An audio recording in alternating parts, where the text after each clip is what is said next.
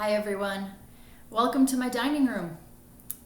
It's good to have you with us on this Maundy Thursday. I wish we could be together at God's table, but I invite you to pull up a chair to my table today as we think together about God's table at our own tables on this Maundy Thursday. I'm a bread person. We have been making lots of loaves of bread at our house lately. This is sourdough that Eric made, but we've also made sandwich bread in our bread maker. I made focaccia a few nights ago. We love crusty baguettes and soft Italian bread and all sorts of things in between. It just feels like home to have bread baking, especially now when we want that coziness and that warmth in our homes together. I even made banana bread this morning.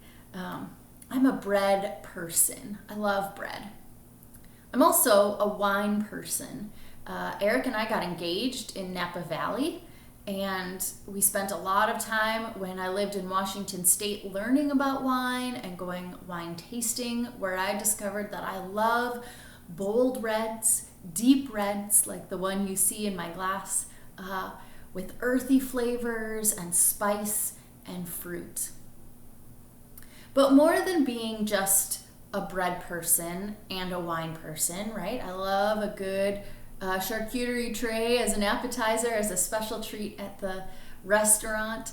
But deeper than that, I'm a bread and wine person, right? And you are too. Author Shauna Niequist explains this really well in her book called Bread and Wine. And so I'd like to share with you a quote from that book. This is what she says. She says, by being a bread and wine person, I mean that I'm a Christian, a person of the body and blood, a person of the bread and wine. Like every Christian, I recognize the two as food and drink, and also at the very same time, I recognize them as something much greater, mystery and tradition and symbol. Bread is bread and wine is wine, but bread and wine is another thing entirely. The two together are sacred and the material at once, the heaven and earth, the divine and the daily. The divine and the daily. Isn't that a beautiful way to think about the bread and the wine of communion? Jesus and his disciples on this night so long ago, as they were celebrating the Passover, they gathered together for a festival meal. Particular foods went into this festival meal, including wine and unleavened bread. And they gathered during this festival to remember how God provided and led the Israelites out of slavery and into the promised land. And they have a ritual meal together, right? They eat things in a certain order. They pray certain prayers, and at the end of each prayer, they drink the wine. It's an incredible ritual that our Jewish brothers and sisters still celebrate during the Passover. And Jesus, he creates a new ritual. After the Passover meal has ended, he uses those ordinary things that are already on the table, the bread and the wine, and Jesus makes a new promise. He proclaims a new promise made in his body and in his blood, poured out for all, for the forgiveness of sins.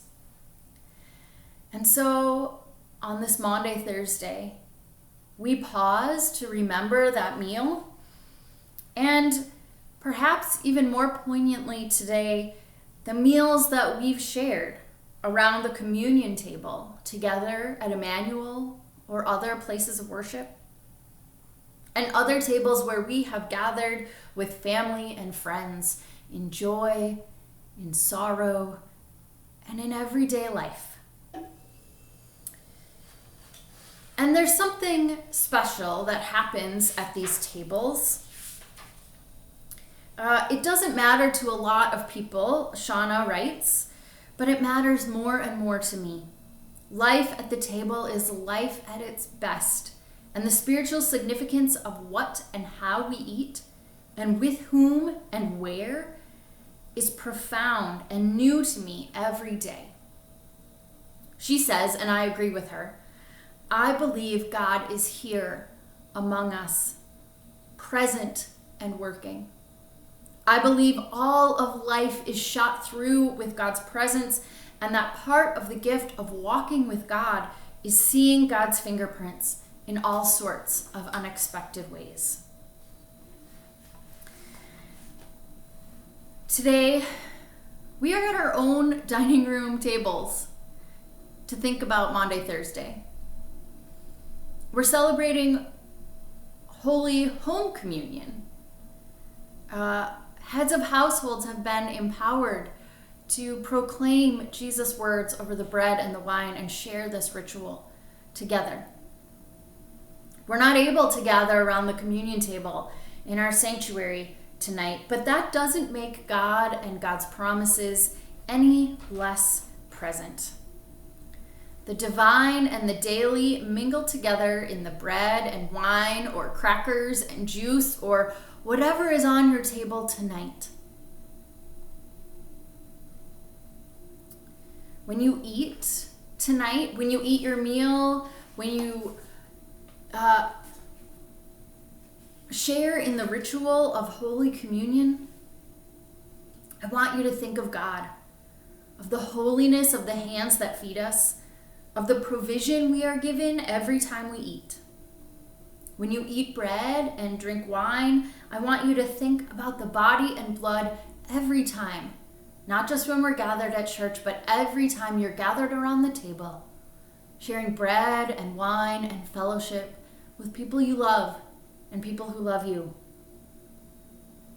Wherever bread and wine show up, whatever form they take, God is present.